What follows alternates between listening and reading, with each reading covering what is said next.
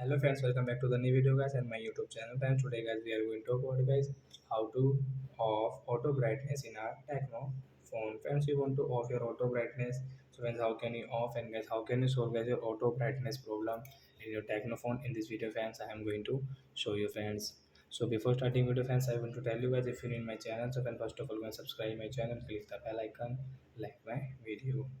So then first of all open your phone setting to off your auto brightness and scroll it. Once you cancel display and brightness setting, then tap here and guys click on your adaptive brightness, guys tap here. So you can see right side is icon, guys tap here to off your auto brightness. So guys your auto brightness will off and guys you can increase and decrease brightness yourself, guys you can customize yourself. So I hope friends you have understood how to off auto brightness in our Tecno phone. So that's it guys. Thanks for watching the video friends. We will meet on next video with new topic. Before going guys, please go and like the video, subscribe the channel. Bye bye friends.